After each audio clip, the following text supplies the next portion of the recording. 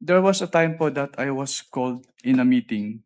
Tinawag ka sa meeting Yes, ma'am. at nandun ka pa sa COA ICFAO. Yes, ma'am. Maalala mo anong date itong meeting na to?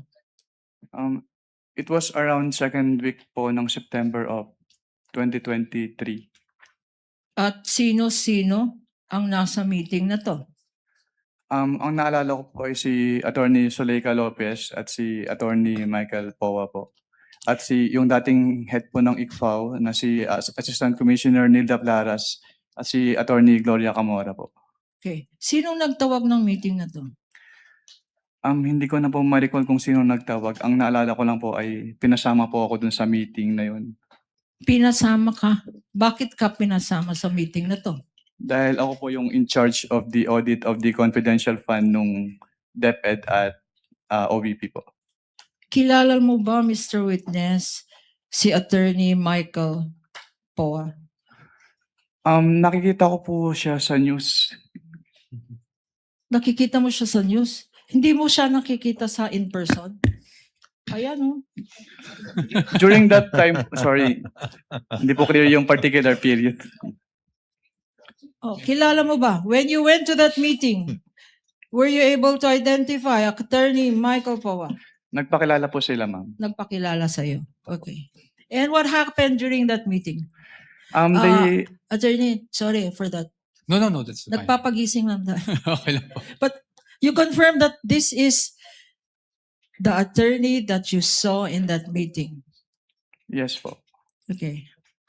What happened sa meeting na yan?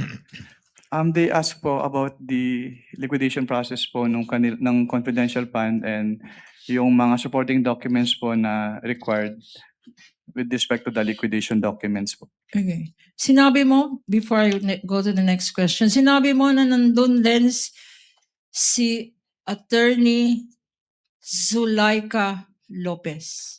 Sa pagkakaalala ko po, yes, ma'am. Okay. Do you know? Did you know then who she was? Nagpakilala po siya sa amin as the Chief of Staff of the OBP po. Chief of Staff of? The Office of the Vice President. Ano naman ang connection niya, if at all, sa DepEd? Hindi niya po, wala po siyang sinabing na connection niya with the DepEd po. Okay. Ngayon naman, Mr. Witness, tell us what transpired, if you recall, of that meeting sometime in September. They asked po about the liquidation process po nung cash advances as well as kung ano po yung mga supporting documents required. And anong sagot?